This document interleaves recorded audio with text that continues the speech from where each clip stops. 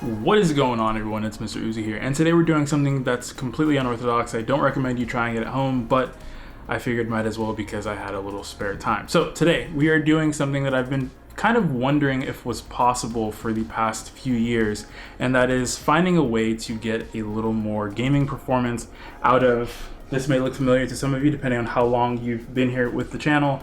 That is the laptop that I used in college. At this point in time, it is mostly out of commission and has been replaced by a main desktop and then laptops used for various other things. But that doesn't mean that it's not useful anymore. Some upgrades that have happened since then are, it now has a SSD as its main boot drive, 120 gigs, so it's not a whole lot, but it is significantly faster than what it was with the 5400 RPM SATA 2 drive from 2013. We've also upgraded to 8 gigabytes of RAM, and you know, for the most part, it's still pretty snappy when it comes to browsing and things like that. But I'm like, what if I wanted to game on this? Now, keep in mind that this laptop does not have anything like USB 3.1 or Thunderbolt 3, things that would support eGPU support, but there is one thing that it does have, and that is a mini PCIe slot. Now, normally the mini PCIe slots are taken up by Wi-Fi cards, something that is probably for Wi-Fi and both Bluetooth as well. It's kind of a combo card. But today we're not doing that. We've completely disconnected that and instead enter the EXP GDC mini PCIe adapter. Now, you may have seen this on the internet, you may have not, but essentially what it does is it takes a mini PCIe connector, connects it to where the Wi-Fi card would normally be, and then attaches a 16x length slot to it. Now, a couple things about this. We're not going to be getting full bandwidth out of it. Mini PCIe does run over the PCI Express connector and the standard. I believe it's going to be at 2.0, so it only runs at about 1x, so that maxes out at about 500 megabytes per second in total bandwidth versus something like PCIe 2.0 times 16, which is somewhere around 8 gigs.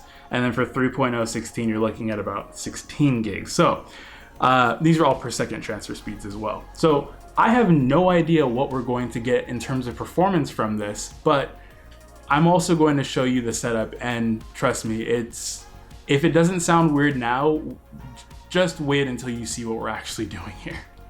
All right, so there are a couple of things here. Now, the actual item that is there, if you can see that green light right there, that is actually going to be the connector we're using. Now, connected to that in the 16x slot is an OEM RX 580. You may have seen that in a previous video. Now, this whole connection, as far as how all of this is working with it going to the screen, it being connected to the laptop, and so forth, is a little weird, so I'm going to kind of walk you through it as best as I can.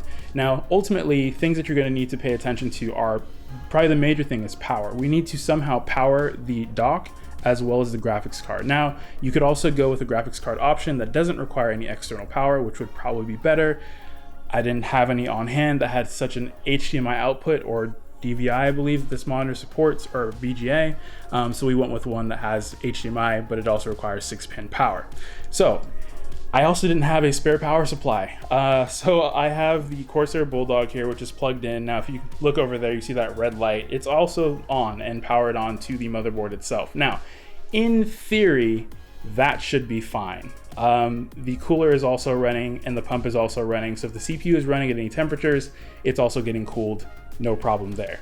We're taking the power from the jumpered power supply as what we probably would have needed, running that from the power supply directly to this here. Now, we're also taking the 8-pin EPS power, or we thought we were. For some reason, you can see on here, the connector down there is actually just a 6-pin being plugged in instead of the 8-pin. That's actually not a normal 8-pin slot. I think it's backwards, but I couldn't find any connectors that I had were actually gonna work with it, so we're running 6 pins versus 8. Hopefully that's not gonna be too much of an issue considering we're bottlenecking this GPU by so much, but this is kind of the power aspect, and of course you can see the fan on this is running just fine, so we should be all right there. Here's where it gets a little weird. If we can actually go ahead and flip this up, you can see that the keyboard is not in the best condition here. And what's actually happening, I hope we didn't just turn it off. Might have gone to sleep. Cool. I'm really worried that something's just gonna blow up or catch on fire. Probably let me know in the comments below if you think that's the case. But if we lift this up slightly, keyboard actually comes out. Now here is where the magic is actually happening. We have our PCIe or mini PCIe connector displacing our Wi-Fi adapter, which is great. And that's plugged in. And then if we flip this down without breaking everything and having it fall, it is being displayed on this monitor here. Now, it looks like USB drive is having some problems. Gonna go ahead and unplug that. It's pretty toasty in here, but we're gonna try and do this before we open the windows because it's actually kind of loud outside.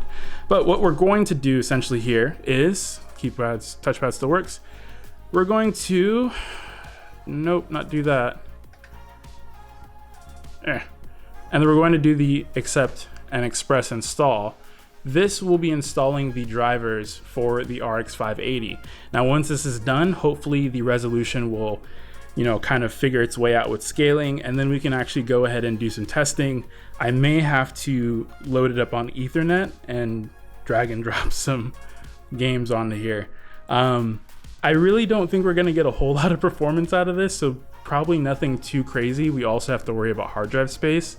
So we'll probably start with smaller, maybe 2D games. I might load up something like Borderlands 2 just to see what we're getting on here. Fun fact, I played through Borderlands 2 on this laptop in its entirety, all the way to Ultimate Vault Hunter mode. So I'm very familiar with what the performance looks like on an Intel HD 3000 integrated GPU. So we're gonna go ahead and let this install, and I will be back hopefully with a game loaded up on here. All right, so after a couple shutdowns, a few reboots, random issues, we are now loaded in to the main screen.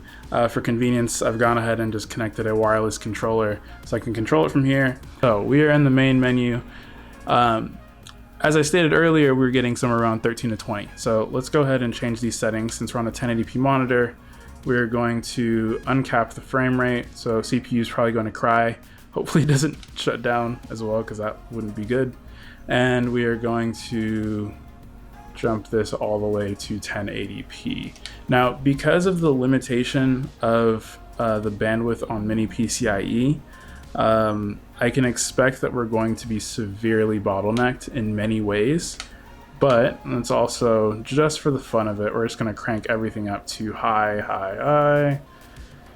All right, and cool. So let's go ahead and I guess let's continue the game. Okay, we're at the bunker.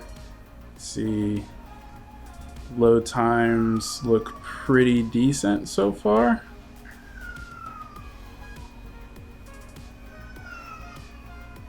Excuse the crying baby in the background. I swear it's not mine. All right, so we are in game, and this is crazy, but we are actually hitting 60 FPS in Borderlands 2 at 1080p maxed out nonetheless.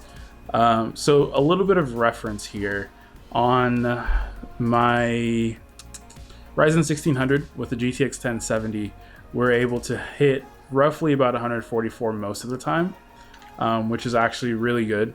So considering the fact that, okay, but as I said that, one thing to note is that this is only a hyper-threaded dual-core Ivy Bridge CPU. So as far as maintaining that 60 FPS in things like loading, new maps, a lot of enemies, a lot of physics, yeah, that's probably not going to be the case here. But what we are seeing is that when nothing else is hammering the CPU, I would consider this very playable, at least considering what this was being played at when I was originally playing the game. So let's see, if we go to, we stare at the sky, can we hit 95? Let's go ahead and just take out bunker here. And there are spikes of like 100. So what's going to be interesting is we'll see if, actually let me pause this here. Let's see if we can go back into, finish installing Riva Tuner. I want to get some statistics on what the GPU is doing, even when it's severely bottlenecked. So things like GPU usage, VRAM usage, and all that stuff.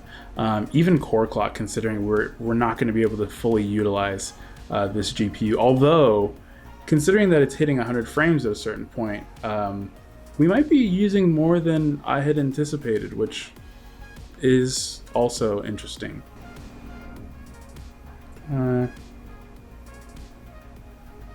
So core clock is only going to 1264, which I think is actually the full core clock, which is good. Memory usage 1 gig makes sense. Outside bus, GPU usage is actually hitting 100%. So we're actually able to saturate the GPU here. Now I wonder, only 41C. Power, what is that saying? Max 61 watts. CPU temps 46C, a max of 56, which is good. It's like 50 below TJ Max. CPU clock though, boosted up to 2.5. That's not bad. There's very little throttling. It boosted up pretty high. CPU power is very low. RAM usage about 5 gigs. All right. I guess it's conclusion time. I'm sweating. It's really warm in here and it's really loud outside. But what have we learned today? This is possible.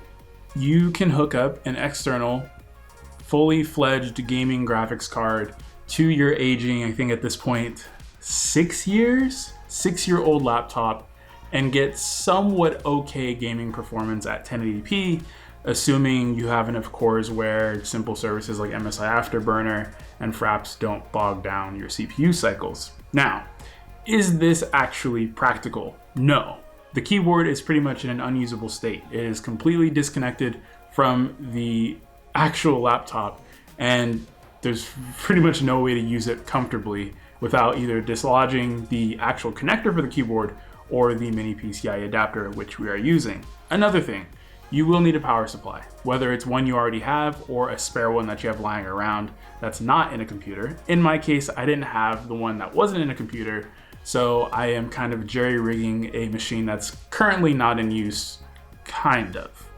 And then to add it all together, there's so many cables and wires with this. I was thinking the mini PCIe adapter was going to be located at the bottom of the laptop so that at least I could run the cable out from behind, and it makes for more of a simple solution when trying to dock and undock the laptop. But that wasn't the case. It's located beneath the keyboard and the keyboard needs to be removed in order to access it. So should you do something like this to your aging laptop? No, don't. If you already have an external monitor at 1080p, you're better off buying a used Dell Optiplex or some old office computer and sticking a graphics card in there. More than likely, you'll get better performance. It's a lot better of a solution because everything is enclosed and you don't have to deal with this mess that I have behind me. But if you enjoyed watching the video, please leave a thumbs up on the video. Leave a comment down below if you think that I was going to somehow catch my apartment on fire with this mess of wires and or the configuration. And also let me know what you guys thought in general. Did you even think this was going to work from the beginning, or did you even think it was going to work well? That's going to be it for this video. If you liked it, hit the thumbs up button. If you disliked it, hit the thumbs down button. Leave a comment down below what your favorite part was, and I'll see you guys in the next video. And I hopefully can open up the windows so I'm not sweating like a madman.